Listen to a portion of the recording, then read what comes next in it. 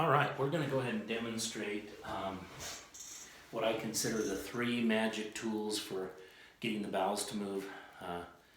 And most of the time, in fact, all but one case actually that I've done this for, within an hour or two, the bowels will clean out completely.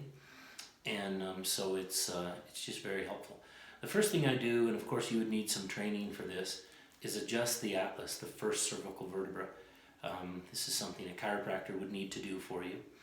I go in and I have my own evaluation that I've developed for the atlas to decide what to do. I just walk along. If a chiropractor happens to be watching this, I literally do some muscle testing as I'm walking along the posterior arch with my finger until I get to the spot that it tests strong to push there. And then I'll kind of line up the head so that I can thrust from there straight through. Well, we didn't get it. There it goes. And then I just check the other side to make sure that the whole thing doesn't need to move forward or back at all.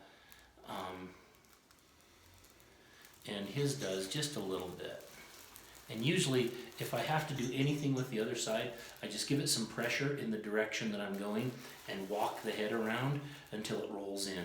I don't really like thrusting on the atlas much. That first move was a thrust, but it's still it's just a finger thrust.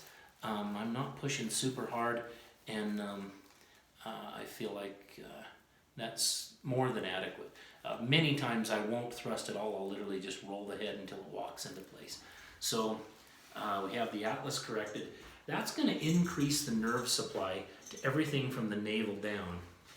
So we're going to move these hands up. And is it okay if I expose your belly? All right. So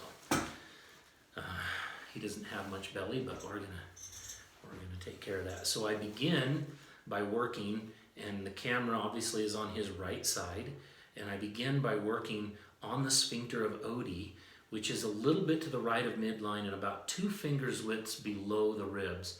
I don't like the way that's coming through on the camera. I'm gonna move that a little bit. I'm gonna shake up your world here a little.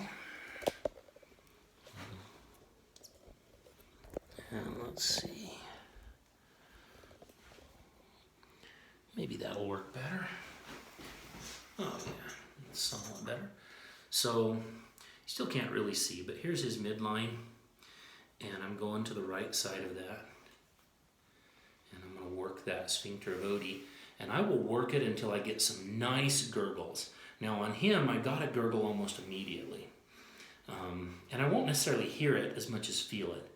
And what I'm feeling there is bile flowing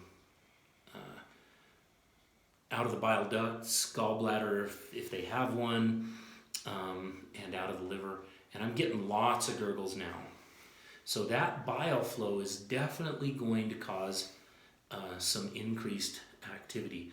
Now, depending on the severity of the case, I may walk through the liver itself, and I've got fingers up under the ribs, and I fold the ribs over my hand so that I can get up into the liver and just kind of push and walk along the end of it. I'm not pushing super hard, but definitely firm.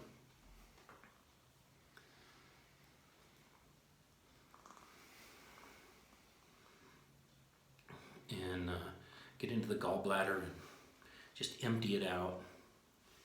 And which I can get away with most of the time. If they have loads of stones, it doesn't go super smooth necessarily, but all right. And then I'm going to go ahead and drain his pancreas as well. So I'm going to start over on the right side and go along the pancreatic duct, which goes pretty much straight left to right.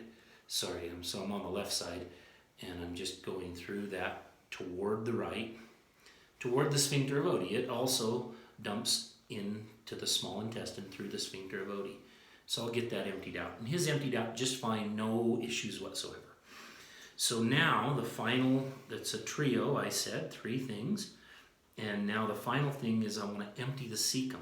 So the first step there is to find the ileocecal valve. If you draw a line from the ASIS, which is this bony prominence that sticks out to the front, to the navel, and cut it in half, it'll be below that line and somewhere near that halfway mark. So I'll start fishing around, and there it is. I've got his. So I'm going to work that also. Now when it starts snapping shut,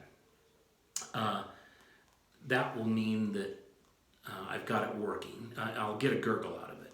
And so there's my gurgle. You can actually do all of this abdominal stuff to yourself. In fact, part of the reason I'm doing this video is to send it to patients of mine who I would like to go ahead and work on their own guts. Usually you would have your knees bent to work on yourself so that your abdomen stays as relaxed as possible. So now that's draining really good. So now I'm going to go a little lower to get underneath. Whoops, I was a little too low. I ran into the inguinal ligament there. That's too low. But I'm going to get under the cecum and drain it upward. Now if I get any resistance at all as I'm draining the cecum, I'll work on the ascending colon right here just below the liver real vigorously. My experience has been that more than half of the population have some level of chronic spasm there, some kind of stricture. And all right, and that has emptied out nicely. Now, as I said, that's sufficient for most people. That'll get everything moving just fine.